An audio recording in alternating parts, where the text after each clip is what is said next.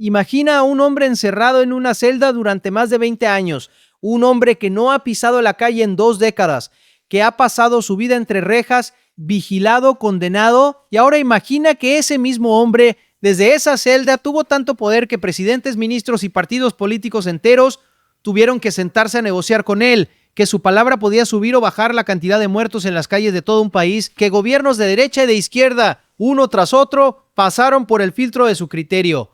No es la trama de una película, es la historia real del hombre que el Departamento de Justicia de Estados Unidos ha calificado como el líder más poderoso de la Mara Salvatrucha, Borromeo Enrique Enríquez, conocido en todo el mundo del crimen como el Diablito de Hollywood. Si te interesa conocer a fondo a los criminales más poderosos que ha dado El Salvador y cómo llegaron a desafiar al Estado mismo, suscríbete ahora mismo al canal y activa la campana, porque la historia de este hombre es, en realidad, la historia de cómo una pandilla llegó a convertirse en un poder capaz de negociar de igual a igual con el gobierno de un país entero. Para entender la magnitud de este personaje, hay que empezar por lo que dicen de él las propias autoridades, y no cualquier autoridad, porque cuando la agencia de justicia más poderosa del mundo te señala con un título específico, ese título lo dice todo.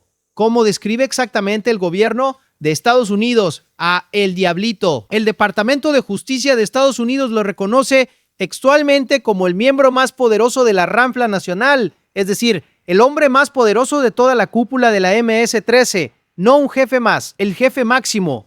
Y esa palabra, poderoso, aplicada a alguien que lleva más de 2 décadas preso, encierra la gran paradoja de esta historia, porque el poder del Diablito nunca dependió de estar libre. Al contrario, lo ejerció durante años precisamente desde el encierro. Desde una celda dirigió a una organización con decenas de miles de miembros repartidos por varios países, y esa es la primera clave para entender por qué su figura es tan excepcional dentro del mundo criminal.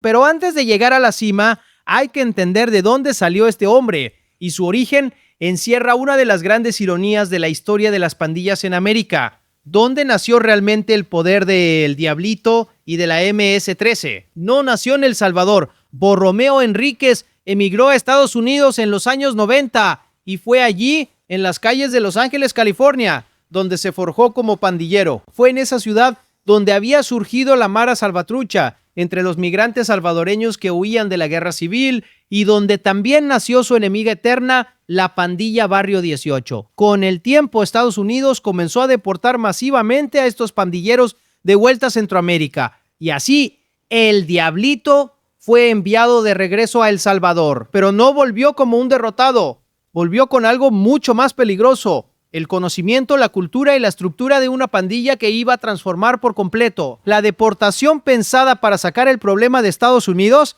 en realidad sembró la semilla de una de las organizaciones criminales más letales del hemisferio. Y aquí es donde este hombre pasa de ser un pandillero más a convertirse en un arquitecto del crimen. Porque su verdadera huella no está solo en los crímenes que ordenó, sino en algo mucho más trascendente que construyó con sus propias manos. ¿Qué fue lo que el Diablito ayudó a crear en el año 2002? Según las investigaciones, Borromeo Enríquez fue el principal arquitecto detrás de la creación de la Ranfla Nacional en el año 2002.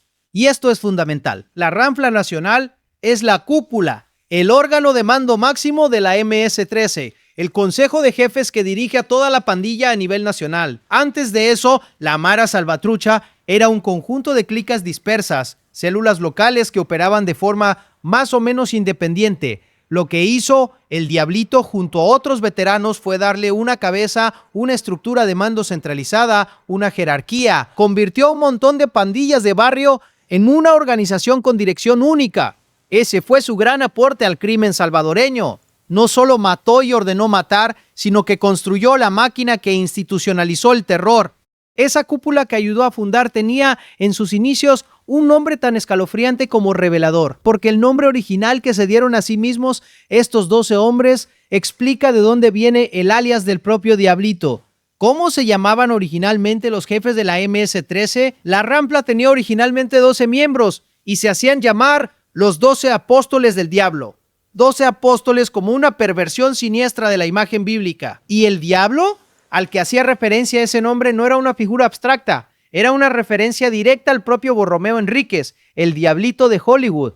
Es decir, él era simbólicamente la figura central en torno a la cual giraba toda la cúpula. Los demás eran los apóstoles, él, el diablo. Ese detalle, más allá de lo teatral, revela el lugar absolutamente central que ocupaba este hombre en el imaginario y en la estructura de poder de la pandilla. No era uno más entre iguales, era el eje. Ahora bien, para comprender por qué el Diablito lleva tanto tiempo preso, hay que hablar de su historial criminal, y las cifras son sencillamente estremecedoras, porque detrás del estratega y del arquitecto hay un rastro de sangre que explica su condena. ¿Cuántos años de prisión y cuántos crímenes pesan sobre él? Borromeo Enríquez cumple, desde 1998, una condena de 87 años de prisión, vinculada, según los reportes, a cerca de 500 homicidios. Léelo de nuevo, 87 años de condena, un número asociado a cientos de asesinatos. Y no está solo en esa liga. Entre sus compañeros de la Ranfla, que hoy son juzgados, figuran hombres como Carlos Tiberio Ramírez, alias Snyder, de Pasadena, preso desde 2001 y con una condena de 94 años por unos 500 homicidios. O Dionisio Arístides Sumansor, el Sierra de Teclas, que paga 67 años por más de 100 asesinatos. Son cifras que cuesta procesar, porque no hablamos de criminales comunes, sino de hombres a los que se atribuye haber ordenado la muerte de cientos de personas. Y el Diablito, como cabeza de todos ellos, carga con el peso simbólico de haber dirigido esa maquinaria. Pero aquí está el corazón de esta historia, lo que hace de el Diablito un personaje único y no simplemente un asesino más. Porque a diferencia de cualquier otro criminal, su poder no se apagó cuando las rejas se cerraron tras él, sino todo lo contrario, cómo logró dirigir una pandilla entera desde el interior de una prisión. Aquí reside la gran anomalía salvadoreña. La Ranfla Nacional tenía tanto poder que dirigía la pandilla incluso desde la cárcel. Los jefes, encerrados en distintos penales, seguían dando órdenes al exterior mediante teléfonos introducidos ilegalmente, mensajes y emisarios ordenaban asesinatos, extorsiones, movimientos de droga, todo desde sus celdas. El Estado los tenía físicamente capturados, pero no había logrado silenciarlos. Y el Diablito, como líder máximo, era el vértice de ese sistema. Su encierro era, en la práctica, una oficina desde la cual seguía gobernando el imperio criminal que había ayudado a construir. Esta capacidad de mandar desde prisión es quizás la característica más aterradora de la MS-13 salvadoreña, y el Diablito la encarnó como nadie. Y ese poder, desde el encierro, lo llevó a algo todavía más extraordinario, algo que rompe todos los esquemas de lo que uno espera de un criminal, porque su influencia era tan real y tan medible que el poder político del país no tuvo más remedio que reconocerla y sentarse a tratar con él. ¿Es cierto que los gobiernos negociaban con este hombre? Según una amplia investigación del periódico El Faro, uno de los medios más respetados de la región, el Diablito forzó a los políticos a sentarse a negociar con él, y no con un solo partido. Según esa investigación, todos los acuerdos con las principales fuerzas políticas del país, la derecha de Arena, la izquierda del FMN y también el partido de gobierno actual, Nuevas Ideas, habrían pasado por el filtro de su criterio. Léelo con calma, porque es una afirmación enorme. Un hombre preso, condenado por cientos de homicidios, ejerciendo tanto poder que los partidos que se turnaban el gobierno de El Salvador tenían que contar con su visto bueno. La razón de fondo de ese poder era simple y brutal. Él controlaba el nivel de violencia. Podía ordenar que se matara más o que se matara menos, y en un país desangrado por los homicidios, esa palanca lo convertía en un actor político de facto. El ejemplo más conocido y documentado de ese poder de negociación tiene un nombre concreto que muchos salvadoreños recuerdan, porque hubo un episodio en la historia reciente del país que mostró a plena luz el poder de El Diablito y de la Ranfla para pactar con el Estado. ¿Qué fue la tregua? Entre aproximadamente 2012 y 2015, durante el gobierno de Mauricio Funes, la Ranfla Nacional entró en lo que se conoció como la tregua, según la propia acusación del Departamento de Justicia de Estados Unidos. Como parte de ese acuerdo, la cúpula de la MS-13 dio instrucciones a la pandilla para reducir la cantidad de homicidios en El Salvador y a cambio recibió mejores condiciones en prisión, beneficios y pagos en efectivo. El resultado fue inmediato y espectacular. La tasa de homicidios del país se desplomó.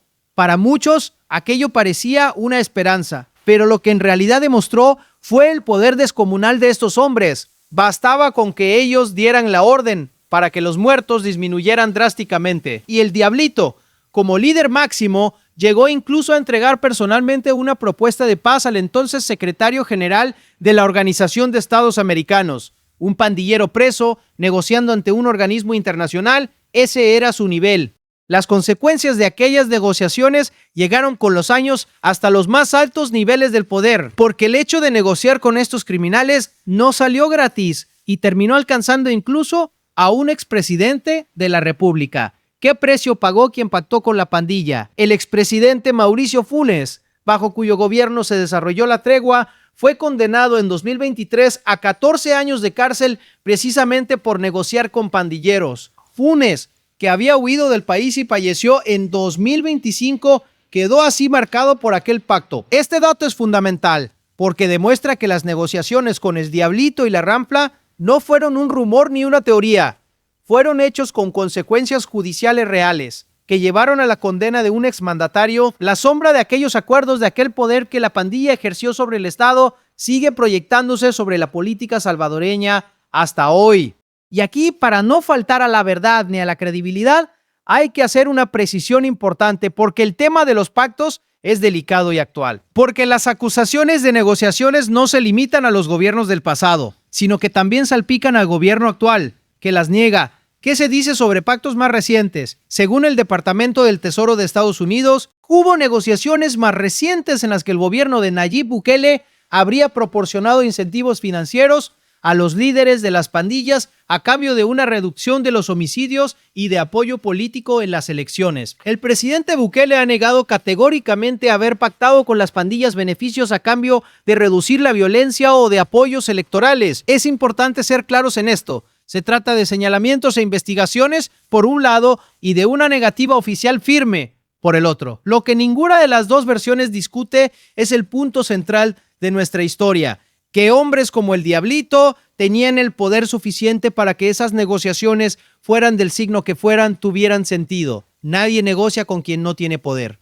Ese enorme poder tenía además un alcance que iba mucho más allá de las fronteras de El Salvador, porque la MS-13 que dirigía el Diablito no era una pandilla local, sino una organización transnacional con tentáculos en varios países. ¿Hasta dónde llegaba el brazo de esta estructura? Según la acusación del Departamento de Justicia de Estados Unidos, la Rampla Nacional dirigió la expansión de las actividades de la MS-13 alrededor del mundo, de manera muy significativa hacia México, a donde enviaron a varios líderes de alto rango para organizar operaciones. Allí, según esa acusación, establecieron relaciones con algunos de los carteles más poderosos del mundo, como el cartel de Sinaloa, el cartel Jalisco Nueva Generación, los Zetas y el cartel del Golfo, para obtener drogas y armas. Es decir, la organización que el Diablito ayudó a estructurar no solo dominaba El Salvador, sino que hacía negocios con el narcotráfico mexicano y tenía presencia en Estados Unidos. De una pandilla de barrio a un actor del crimen organizado transnacional. Esa fue la evolución que este hombre encabezó. Ese alcance internacional es precisamente lo que ha puesto a el Diablito en el centro de una disputa entre dos países, porque su figura hoy no solo interesa a El Salvador, sino que es objeto de una batalla diplomática con Estados Unidos. ¿Por qué quiere Washington poner sus manos sobre este hombre? En una amplia acusación presentada a finales de 2020 en una corte federal de Nueva York, Estados Unidos, imputó a 14 de los máximos líderes de la MS-13, incluida la Rampla histórica, cargos gravísimos: conspiración para proporcionar apoyo material a terroristas, conspiración para cometer actos de terrorismo, financiación del terrorismo y narcoterrorismo. Según esa acusación, la Rampla Nacional llegó a ordenar el asesinato de policías y funcionarios en El Salvador e incluso dio luz verde para asesinar a un agente especial del FBI. Estados Unidos considera a la MS-13 una organización terrorista y quiere juzgar a sus líderes en su propio territorio. Por eso ha solicitado la extradición de varios de ellos. Y ahí es donde la historia de El Diablito conecta con uno de los episodios más turbios y fascinantes de los últimos años. Porque la disputa por estos líderes ha producido escenas dignas de una novela de espías. Porque uno de los cabecillas de la Rampla protagonizó una fuga tan extraña que expuso las tensiones entre El Salvador y Estados Unidos. ¿Qué pasó con el hombre considerado el segundo al mando? El caso más sonado es el de Elmer Canales Rivera, alias Crook de Hollywood, considerado por muchos como el segundo al mando de la MS-13. Según investigaciones periodísticas, Crook que estaba condenado a 40 años por la justicia salvadoreña, fue liberado en secreto por el gobierno y llevado hasta Guatemala. Tiempo después, las autoridades mexicanas lo capturaron en Tapachula, cerca de la frontera, y lo enviaron a Estados Unidos, donde enfrenta cargos de terrorismo. Ese episodio, el de un cabecilla condenado que aparece misteriosamente libre y fuera del país, destapó las sospechas sobre acuerdos ocultos entre el gobierno y la pandilla y evidenció la enorme brecha entre lo que Estados Unidos quiere hacer con estos líderes, extraditarlos y juzgarlos, y lo que ocurría con ellos en El Salvador. El Diablito, como líder máximo, es la pieza más codiciada de todo ese tablero. Y así llegamos al presente, al momento en que la historia de este hombre alcanza su capítulo culminante. Porque después de décadas de poder, el Diablito enfrenta hoy el proceso que podría cerrar definitivamente su reinado. ¿Cuál es su situación actual? Borromeo Enríquez encabeza hoy la lista de los 22 cabecillas de la Rampla Nacional que están siendo procesados en el juicio más grande de la historia de El Salvador. Un megaproceso contra cientos de líderes de la MS-13 a quienes se atribuyen decenas de miles de delitos. La mayoría de estos jefes, el Diablito incluido, se encuentran recluidos en el Centro de Confinamiento del Terrorismo, el CECOT, la megacárcel símbolo de la guerra antipandillas. Las imágenes de estos hombres, antaño todopoderosos, hoy rapados, vestidos de blanco, escuchando los cargos en su contra, representan un giro histórico. El hombre ante el cual se arrodillaban los políticos comparece ahora, despojado de todo, ante la justicia del Estado que durante tanto tiempo desafió. Conviene, eso sí, mantener la honestidad sobre lo que este juicio significa y sobre las críticas que enfrenta, porque este megaproceso con todo su peso histórico no está libre de cuestionamientos que es justo mencionar qué se dice del otro lado. Grupos humanitarios han criticado estos juicios masivos por el temor a que, al no individualizarse plenamente la responsabilidad penal de cada acusado, puedan producirse condenas injustas. En el caso del Diablito, sin embargo, hablamos de un hombre que ya cumple una condena firme de 87 años dictada hace más de 2 décadas, por lo que su situación es distinta a la de un detenido reciente sin antecedentes. La discusión sobre las garantías procesales es legítima y forma parte del debate nacional, pero la trayectoria criminal de este cabecilla en particular está documentada durante décadas tanto por la justicia salvadoreña como por la estadounidense. No es un caso de identidad dudosa, es el jefe máximo de la MS-13, reconocido como tal por los gobiernos de 2 países. Entonces, ¿qué queda de todo esto? ¿Cuál es el verdadero significado de la historia de El Diablito de Hollywood? Porque más allá de sus crímenes y de sus años de condena, su figura representa algo que trasciende al hombre y define una época entera de El Salvador. ¿Qué nos enseña realmente su historia? Su vida es, en el fondo, la biografía misma de la MS-13 en El Salvador. Fue deportado desde Estados Unidos, ayudó a fundar y estructurar la pandilla en su país, la convirtió en una organización transnacional, negoció con políticos de todos los colores y hoy está viendo desde el CECOT la caída de la organización que ayudó a construir. En su figura se condensa toda la evolución del fenómeno pandilleril, desde las calles de Los Ángeles hasta las mesas de negociación con el poder, desde el barrio hasta los carteles mexicanos, desde la cúspide del poder criminal hasta el banquillo de los acusados. Entender a El Diablito es entender cómo una pandilla llegó a convertirse en un estado paralelo y cómo ese estado paralelo está siendo finalmente desmantelado. Esa es la verdadera historia detrás de El Diablito de Hollywood.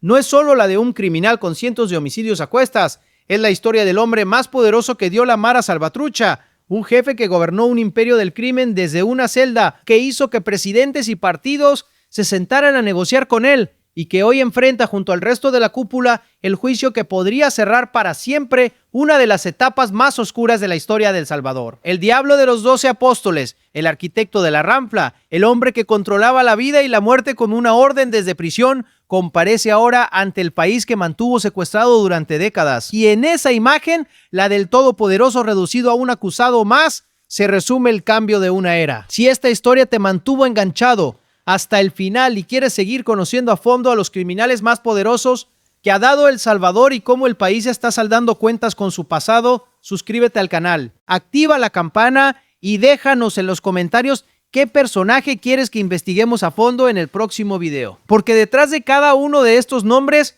hay una historia que explica cómo El Salvador llegó hasta aquí y nosotros vamos a seguir contándotelas todas sin adornos y sin miedo.